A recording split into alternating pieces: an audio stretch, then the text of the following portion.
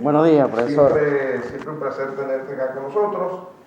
Y bueno, vamos a comenzar por tu actividad fundamental pues, de investigación en el área petrolera, el área económica. Y de verdad, bueno, estamos a las puertas de la eliminación de 6 ceros, ¿no? Vamos a comenzar por allí. ¿Cómo ves esto, ¿no? Con esta situación de 2 unidades tributarias que vienen, una para unos cálculos, otras para otras, el planteamiento de la recuperación que decía ayer Nicolás Maduro, de todos los barrios adentro. Decía ayer Nicolás, mira, obra que se empieza, obra que se termina. Y yo me ubiqué inmediatamente, pero no sé por qué, bajando de Caracas y viendo las torres que quedaron del metro. Cuéntanos, Wilito, ¿cómo ves esta situación antes de entrar en otros temas que yo sé que tenemos allí que hablar? Bueno, ante todo, muy buenos días, profesor. Nuevamente agradecido por la invitación. Con el permiso de ustedes. Sí, adelante, para que se te pueda escuchar bien. Sí, bueno, ante todo, muy buenos días. Gracias a usted, profesor, a su programa Negrito con Leche Marrón.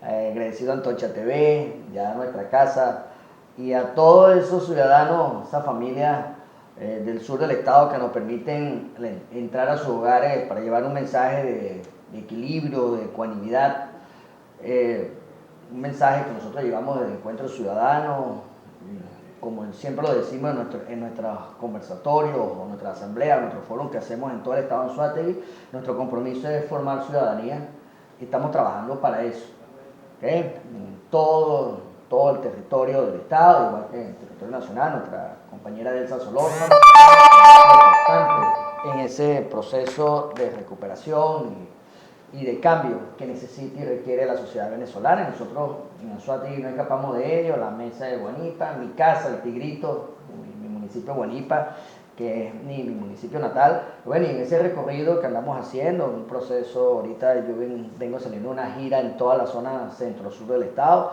y hace un par de días dimos una rueda de prensa precisamente en función de algunas obras inconclusas y alguna serie de expropiaciones que se hicieron aquí desde el 2014. Y hay que recordar a qué vino esto, porque hace ya semana y media desde Caracas anunciaron que se le entregaron a algunos privados, a algunas empresas expropiadas en todo el territorio nacional. No, se le alquilaron, tengo entendido. Se las entregaron, pero no sabemos el concepto. Entonces, es un detalle lo que decía Nicolás Maduro es que le tenían que pagar un arrendamiento. Entonces, y sus propietarios originarios. También hay que decirlo que Anzoátegui representa el segundo estado con mayor número de invasiones en todo el territorio nacional después del área metropolitana, lo que ellos llamaron rescate de tierra en su momento. Entonces, bueno, todo eso es un panorama que ya llevamos este resultado a las consecuencias que hoy tenemos un país. Ya vemos los resultados, como también la eliminación de algunos ceros nuevamente la moneda. Claro. A partir de las próximas semanas ya tendremos un salario solamente de 7. Sí, no, el tema de la gasolina es grave. Yo creo que lo anuncié hace un par de semanas, precisamente en este mismo programa. Ahorita bueno, vemos todo lo que es el problema de la gasolina por lo que está aconteciendo en la gasolinera de Puerto La Cruz, pero ahorita todas las estaciones de servicio van a pasar a un costo de 0.5, medio dólar, con la nueva reconversión. Claro. O sea, ya no hay subsidio, el subsidio lo va a recibir a través del carnet de la patria, y vamos a ver unos resultados, por supuesto, negativos en materia de alimentación, en materia de movilización, en materia de transporte. O sea, va a ser un caos, claro, nuevamente el Anzoátegui, la mesa de Guanipa y el país. Ahora, de verdad, cuando yo escucho este tipo de cosas, ¿no? Veo esas decisiones que le diría a Luis Herrera, tarde piaste, pajarito, ¿no? Porque tú vas a devolver hoy empresas que sale más económico montarlas nuevamente que reactivar las que están, prácticamente como es el mismo caso de PDVSA. ¿Qué información tienes de la aceptación que han tenido los privados de este tipo de decisiones? Bueno, mira, hay dos cosas. Yo siempre, precisamente en estos días estuve conversando hace un par de semanas con un amigo, un empresario de la zona, de los cuales le asignaron algunos equipos de la industria, en este caso de rehabilitación, lo que nosotros conocemos como gavillero, ¿okay? O pooling. Eso le entregaron para que empiecen a hacer algunos trabajos en la faja. ¿Por qué lo digo que eso fue hace un par de semanas? Porque hace un par de meses, cuando le iban a hacer entrega del mismo equipo o de una serie de equipos, yo le decía, bueno, pero ¿cuánto es el anticipo que te van a entregar? Bueno, la ley te indica que te tiene que entregar un anticipo bajo unas especificaciones.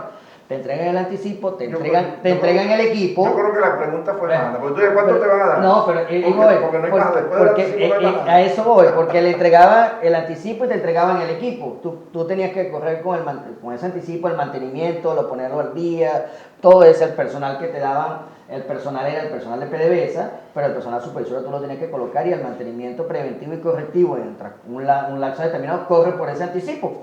Entonces, por supuesto, le entregaron el equipo, le entregaron el anticipo, empezó de una u otra manera a hacer algunos trabajitos en la faja. Bueno, pero resulta que ahorita le quieren entregar otro equipo, pero no le han entregado más evaluaciones, la evaluación no se la han cancelado, entonces le están prometiendo otro anticipo del otro equipo que le quieren entregar, entonces bueno, empieza todo el problema. Entonces el detalle es, ahora me dice cómo yo mantengo el equipo, entonces tengo que devolvérselo a la industria petrolera porque después que lo puso operativo. Claro. Entonces es un drama que te hace tapando un hueco con otro hueco. La viveza generalizada que siempre han manejado ellos. Y eso hasta que alguien agarre el anticipo y se vaya. Y entonces eso pasa, eso no solamente pasa en materia petrolera, sino pasa en materia de alimentación, pasa en materia... A eso iba, Will. El tema de esta reotorgamiento al sector privado de algunas empresas, ¿es solo para el área petrolera o también está en otras áreas de la economía? Bueno, no, empezaron con algunos procesos de la industria petrolera, hacer unos ensayos de error, eso ya viene pasando, ahorita lo vieron hacer, ahorita está pasando a otro proceso, en este caso de alimentación. Acuérdense que en el país, bajo todo ese concepto de expropiaciones y por supuesto de incidencia de aporte a lo que es el proceso de alimentación del país, entonces nos convertimos en una economía de puerto. Entonces es triste decirlo y es los resultados que tenemos hoy. Profundizamos la economía de puerto. Entonces ya hoy se está trasladando, ya pasó al sector petrolero, se están haciendo algunos ajustes precisamente de ese tema, sabemos que no va a funcionar, porque a la industria petrolera hay que hacerle las inversiones necesarias y hay que otorgar licencias. Y lo que se está buscando es que algún privado arriesgue su dinero y haga la inversión. No lo van a hacer. Entonces ahora pasan al sector de alimentación, precisamente tratando de buscar el mismo oxígeno con algunos empresarios del país, entregándole algunas empresas expropiadas, pero bajo un argumento no legal. Yo no soy abogado, pero hay que buscar a un abogado que nos explique, porque ellos tampoco le explican a la nación en qué concepto se está entregando, porque originalmente tú no le cancelaste al expropiado, no le cancelaste el monto de su empresa. Entonces hoy se lo entregas a otro privado. Entonces, no se puede hablar de expropiación cuando no te pagan tu compensación. Se habla de confiscación. Confiscación, eso es correcto. Entonces, bueno, está ese un concepto que entonces ya vemos, como lo decimos aquí en la mesa de Guanipa, tapando un hueco con otro hueco, y vemos los resultados. Los resultados son negativos para la industria, son negativos para el ciudadano, son negativos para todos los venezolanos, porque no vemos una luz en ese túnel de decir que bueno, vamos a salir de este foco y un grave problema de alimentación que están padeciendo los ciudadanos sotiguenses. Ayer, en estos días, yo andaba con mis hijas y mi esposa caminando por aquí por la primera, y vi en una de las esquinas, en una de las transversales, vi a una familia entera, profesor, comiendo de la basura. Es grave y es lamentable decirlo. Me dio tristeza, me dio nostalgia, de verdad impotencia, porque bueno, eso es consecuencia de los resultados de políticas erradas en estos últimos 22 años. Pero políticas erradas para nosotros, para ellos eso es su política. Bueno, ahora, precisamente eso es lo que ha llevado para eso. Política de Estado. Ahora, ¿cuáles son las empresas en Anzoátegui y cuántas empresas están en este proceso, William, no sé cómo llamarlo, pues, de devolución, de asignación, de alquiler? ¿Cuáles son las empresas que están en ese proceso? Bueno, mira, es que hay por ahí traes unas laminitas, a ver si las veo por aquí. bueno, las empresas que fueron confiscadas en la zona eje centro-sur y eje noroeste de la entidad. Y lo voy a nombrar. Vamos al centro-sur, que es lo que nos Ok, puede interesar más. no, aquí fue el Versa, Esa es petrolera, Ajá. Perfoalca, petrolera, MTC, petrolera, HIP, petrolera, Agroisleña. Correcto. Fueron la de la zona sur, empresa.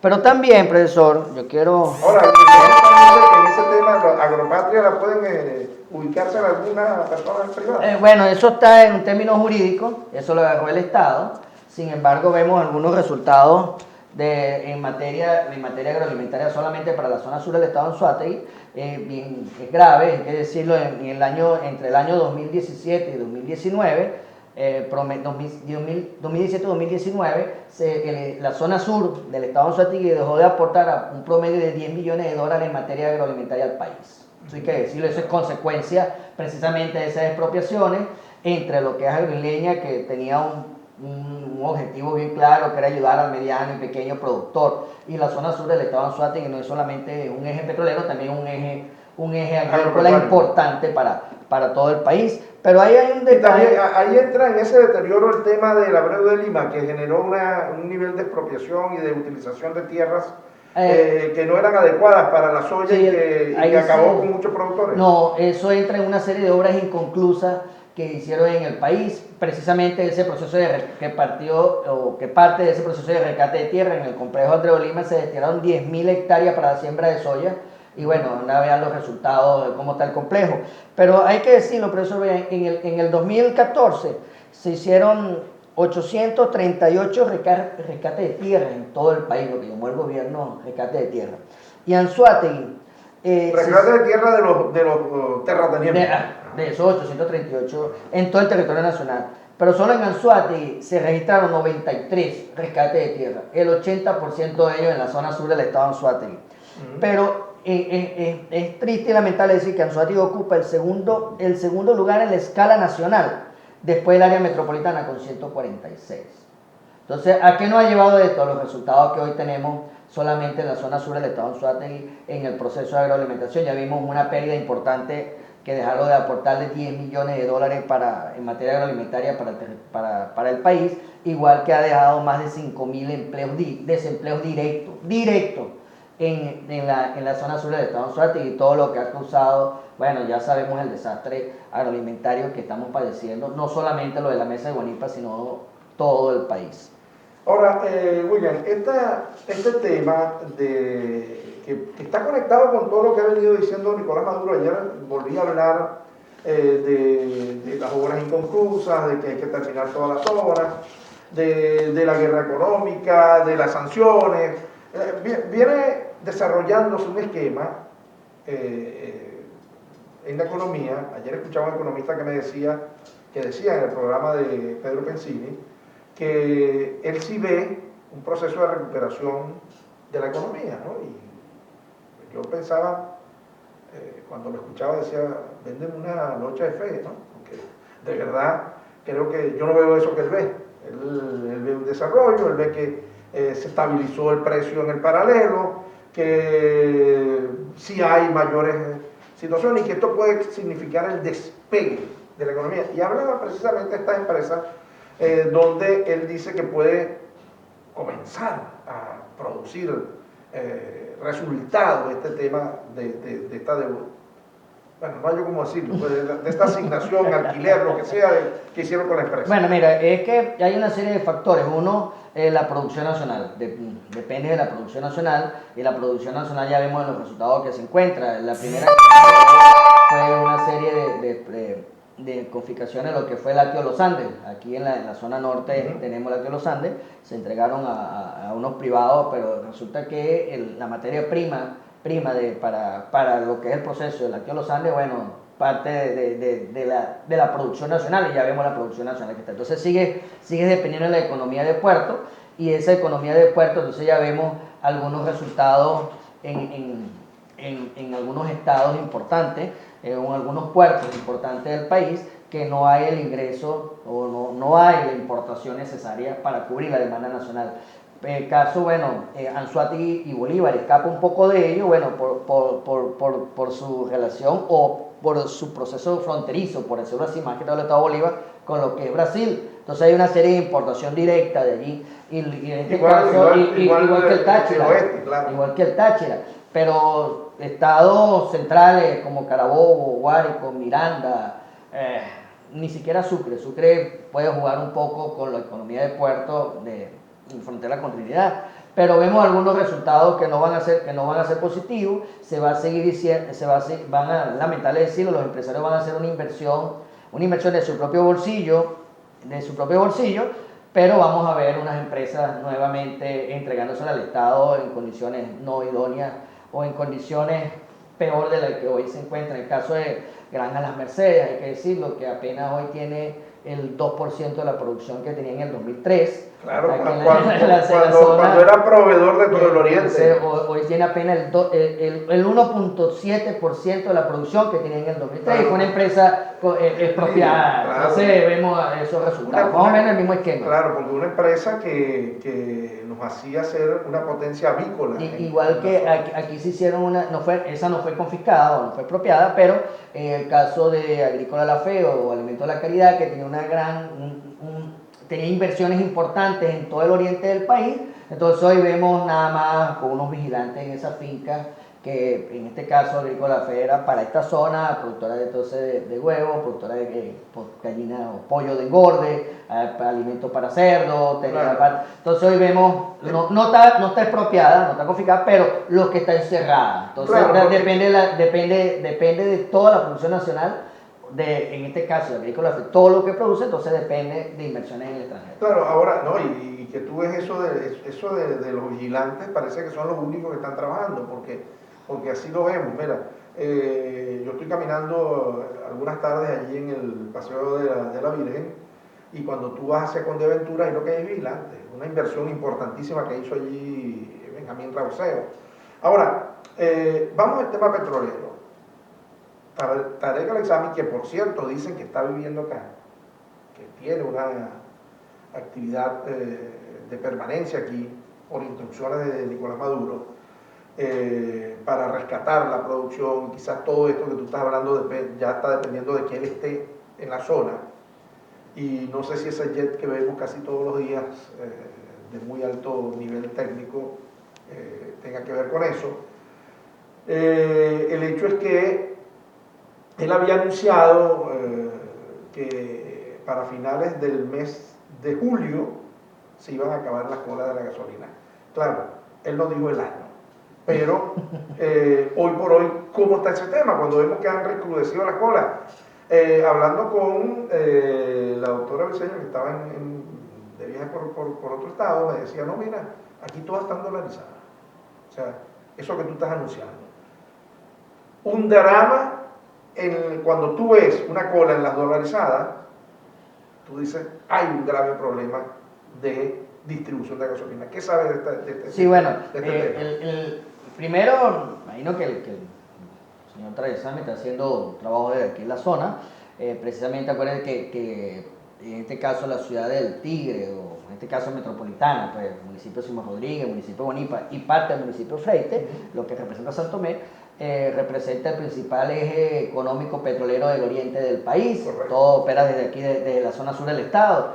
Precisamente si hacemos un enfoque, el 60 o el 70% de las empresas de las oficinas centrales que operan en la faja petrolífera Orinoco, o que operaban, porque ya están están en este eje, lo que es municipio de Simón Rodríguez, municipio de Guanipa y algunas en el municipio de Miranda. Me imagino que está haciendo algún tipo de operaciones de allí, pero también hay que decirlo, profe, ahí se hicieron una serie, en el país, se hicieron una serie de refinerías precisamente para lo que es la distribución, en este caso del combustible, estratégicamente hablando, y para el oriente del país. Entonces tenemos la refinería de Puerto La Cruz, y la refinería de Puerto La Cruz hace un par de semanas, bueno, hay que decirlo, duró 4 años paralizada, porque había una economía que lo que se estaba era importando gasolina, porque para el Estado era más rentable, para los bolsillos de algunos, triste decirlo, exportar que producirla. Entonces, eso ha venido pasando.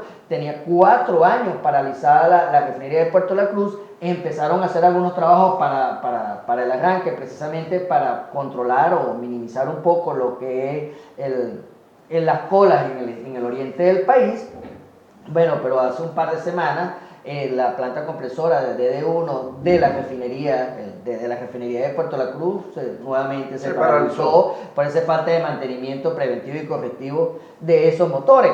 En este caso fueron unas rolineras y vemos los resultados para el oriente del país. Anzoátegui, que de una u otra manera las dolarizadas tenían su gasolina y había unas colas en las subsidiadas. Bueno, hoy vemos en la dolarizada, pero también hay que decirlo, como ya lo dije hace un par de minutos, en el mes de julio ya ya estaba destinada a que las estaciones de servicio no solamente de la zona sur del país, entonces ya iban a pasar, algunas subsidiadas iban a pasar a dolarizadas. Hoy ya no es alguna, es el 100% de las estaciones de servicio. Mañana con la reconversión van a pasar todas a ser dolarizadas y vas a recibir el subsidio directo a través del canal de la patria. Entonces vamos a ver dos cosas. Vamos a ver, uno, el problema de la gasolina va a persistir. No hay manera de poder resolverlo. Tienes que seguir importando gasolina. Dos, la producción de crudo en la faja petrolífera y en todo el territorio nacional, en este caso los estados petroleros, cada día ha ido mermando. La producción de la faja petrolífera, lo único donde estamos nosotros, ha ido mermando. Tres, las refinerías están prácticamente paralizadas. No hay lo que son aquí anteriormente en las refinerías del país. Se hacía todo esto, vamos a decirlo así, para esa malteada, todos los componentes para nosotros poder procesar la gasolina. Hoy no tenemos cómo hacer esa distribución a través de su todo refraccionamiento, entonces hay que seguir importándolo. Entonces vemos algunos resultados negativos, tanto en la importación como en la economía, como en la producción, como en las estaciones, productos, refinerías del país. Entonces vemos, es triste decirlo, que hoy vemos vamos a seguir viendo cola en las estaciones de servicio, y eso va a traer como consecuencia, bueno, todo lo que es nuevamente proceso inflacionario. Vamos a ver proceso de la canasta alimentaria que hoy está por el cielo. Vamos a ver un grave problema económico en todo el territorio nacional. Ahora, esta consecuencia, por supuesto. Claro, ahora, ¿qué información tienes de la recuperación o el trabajo que se está haciendo en la refinería de Puerto La Cruz para reactivarla? ¿Y qué información tienes de las otras refinerías que tienen en deplorable estado no solamente a Caracas, sino a todo el occidente del país? No, la refinería de Puerto La Cruz está esperando, me imagino, instrucciones para que se pueda... O sea, no se está trabajando, no sabes si se está trabajando en la recuperación. Se paralizó el motor, tanto es así, lo que es el DD1, se había paralizado. Ya los trabajadores venían anunciando que hay que sustituir una serie de colineras, hay que hacer un mantenimiento. Creo que José Bodas decía algo de eso. Mantenimiento preventivo, porque después hay que pasar al correctivo. Hoy está en el correctivo, entonces hay que esperar todo lo que es el proceso, en este caso rolinera, ensamble, todo esto para poderla reactivar. Pero eso no es un proceso que, como uno prendió el carro, que tú prendiste el carro y saliste de aquí a Puerto La Cruz y empezaste a 10 kilómetros por hora y llegaste a 120 para... No, aquí es un proceso mucho más lento, y es un proceso que no se va a ir solventando de la noche a la mañana, en dado caso que se haga la inversión necesaria. Porque lamentablemente lo que hemos hecho es, y siempre lo he dicho, que aquí lo que se ha hecho con la refinería del país es echarle pegatanque, y eso no hay que echarle pegatanque, hay que decirlo, eso hay que ponerle, ahí no vale empatar clavo con tornillo, eso tiene todas sus especificaciones técnicas, y lamentablemente en el país no tenemos ese depósito para eso, y mucho menos tenemos el dinero para poder comprarlo en el exterior. Ahora, William, ¿qué significa, ya hablando políticamente, el tener a la gente en la cola? ¿Qué presión puede tener el gobierno para reparar esa refinería cuando pues en la cola tú lo que ves es conformismo? Bueno, mira, el mismo mecanismo de control, mecanismo de control que se ha venido teniendo en la sociedad, ya el proceso de la caja CLA no resulta tan efectivo como es el mecanismo de control. Por ahí había unas denuncias de algunos ciudadanos del municipio de Guanipa y del municipio Miranda y Monaga, que tuve conversaciones en estos últimos días, que ya las cajas o las bolsas del CLAT ya no vienen con la serie de productos que venía regularmente, sino ya han venido quitándole productos. Entonces, dijo Nicolás ayer que porque tienen a preso allá en ese proceso de control social, bueno, pero parte de eso. Se muda, Alexander. Sí, para Estados Unidos. Por otro lado, tenemos el tema de la gasolina, precisamente el mismo mecanismo de control para su movilización interna, pero también a esto se le suma, ahorita se aprobó, y hay que decirlo, en esa asamblea, lo voy a poner entre comillas, que se cogió en diciembre, lo que fue la ley del agua, que hoy los ciudadanos, los que me están escuchando del municipio de Guanipa, Simón Rodríguez y toda la zona sur del estado Anzoátegui, no pueden protestar en contra del agua, o en este caso por falta de agua. Material estratégico. Porque, exactamente, eso es parte de lo estratégico. Sí, de lo estratégico, que llaman ellos estratégico, y no puedes protestar, no puede haber alguna serie de protestas, pues, que decirlo así, por falta del vital líquido en la mesa de Guanipa, donde somos el reservorio de agua más grande de Latinoamérica y tercero en el mundo. ¿Eso fue aprobado por unanimidad? Bueno, estaba en primera discusión, pero en primera discusión pasó galopando. No, es que la primera discusión es muy rápida. Sí. La primera discusión se da en una sola sesión. El trabajo parlamentario es en la segunda discusión. Sí, pero acuérdense que todo eso viene parte para ir a una primera discusión, bueno, usted lo sabe mejor que yo, hay un proyecto de ley. Claro. Entonces ya eso pasó, toda esa fase. Claro, mira. El proceso es el siguiente: tienes el proyecto de ley, lo lleva, las comisiones lo trabajan, correcto, se llega a un acuerdo político y se lleva a la plenaria. Para aprobar la primera discusión, ahí no hay mayores discusiones. La segunda discusión sí comienza la discusión porque es por artículo. No, ya pasó a la segunda discusión para su aprobación, pero ya sabemos en los resultados ahí cuánto es la proporción, cuántos diputados. No, hay 100%. 100%. Entonces ya vemos hacia dónde va a ir. Entonces, claro, aquellos ciudadanos de la zona sur del estado Anzoátegui que me están escuchando, que nos están viendo, es lamentable decirlo, que si tú sales a protestar por tu derecho, porque la protesta es un derecho, tú tienes el derecho a protestar, por supuesto, si tienes unos argumentos, porque no te llega volado por grifo, bueno, no se hicieron las inversiones, pero no te llegue el agua porque es el deber ser en este siglo o en este milenio, entonces no puedes salir a protestar, bueno, porque tienes una penalización y puedes ir a la cárcel, triste decirlo. Claro, el tema del gas, rapidito, nos quedan 5 minutos. Sí, bueno, hace poco hicimos una denuncia precisamente ahorita y el tiempo no ha dado la razón. Aquí se hizo la Corporación del Gas, Corporación Anzoáteguense del Gas, que iban a empezar a distribuir. No, precisamente ahorita en el municipio Monaga y en el municipio Miranda y el municipio Simón Rodríguez hay un atraso por el tema de la distribución del gas. Vemos que no hay resultado, no va a haber resultado positivo. Esa corporación quedó en el anuncio y en los tragos ahí en la celebración. Y ahorita, profesor, lo voy a decir. Fue un hotel importante de la zona. Sí, y hay que decirlo, usted se acuerda que en esas preocupaciones tuvo la empresa Cemex, claro, en la zona norte. Bueno, pero hace un par de semanas fue el ministro con unos representantes, en este caso aspirante a un cargo de elección popular afecto al oficialismo, el ACM, diciendo que ahora es la Corporación del Cemento para distribuir cemento equitativo para todos los ciudadanos, la construcción. Estamos cambiando los conceptos de aquel Estado Mayor para cualquier cosa a la corporación para cualquier cosa. Eso es correcto. Entonces, triste decirlo, por ahí en su momento ya tenemos un proceso de investigación, profesor. En su momento lo haremos el anuncio, pues la rueda de prensa que hicimos días pasados, ya estamos elevando documentos a instancias internacionales, mandándolos por correo, y hay que, por ejemplo, la organización Transparencia Internacional, para su informe en el mes de agosto, julio-agosto, hizo que las pérdidas a la nación por robo a la nación, en estos últimos 20 años oscila entre 300 y 500 mil millones de dólares.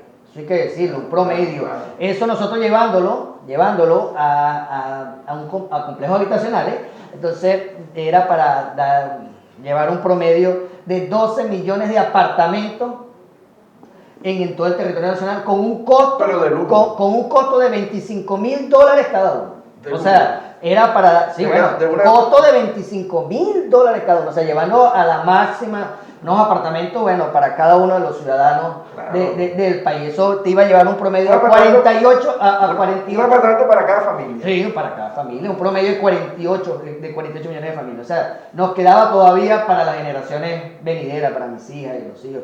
Entonces, pero parte de eso, profesor, estamos haciendo el proceso de investigación y vamos a llevarlo también a los entes competentes en lo que es la Misión Vivienda de Venezuela, que eso quedó por allá. Pero Claro, resulta ya. que la Misión Vivienda de Venezuela en el Estado, en teoría, construyó un número de viviendas, pero con una serie de sobreprecios y todo esto. Y de mala Bueno, construcción. precisamente con una serie de sobreprecios, y resulta que el cemento no era la cantidad de bloques, o sea, todo eso, entonces bajó la calidad de vida de la vivienda, o la calidad, bueno, sí, la calidad de la vivienda, y bueno, y vemos unos resultados donde por supuesto, hay unas viviendas que no se construyeron, y adicional a eso, entonces hay un costo excesivo en el sobreprecio, adicional a eso, profesor, entonces esto se convirtió en otra estafa y robo para la nación. Claro, ocurría lo siguiente, William, vamos a aprovechar 2 minutos.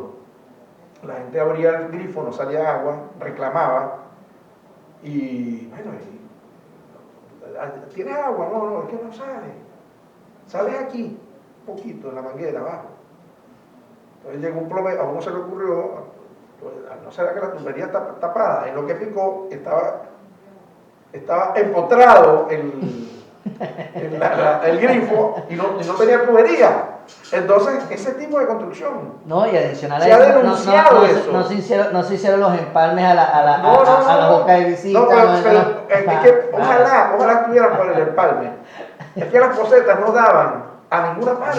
Nada. Entonces, y eso lo denunciaron los beneficiarios. Rapidito, Will, tema político, con Encuentro Ciudadano, su posición, rapidito, nos quedan 2 minutos. Bueno, no, en Encuentro Ciudadano, nuestra posición partidista política, nosotros no estamos optando a ningún cargo de elección popular en este proceso para el 21. Nosotros no estamos apoyando al proceso, precisamente el proceso electoral. Por supuesto, sabemos que al denominado proceso no lo apoyamos. No, el proceso electoral. Sin embargo, yo siempre he dicho, hay gente valiosa, Claro. hay profesionales que hoy están en la contienda electoral. De verdad, desde aquí le deseamos todo el éxito, pero también le puedo decir que a partir del 22 vamos a estar todos nuevamente en una fase de construcción de una Venezuela y llevando ese mensaje real de unidad y cambio que requiere la sociedad venezolana.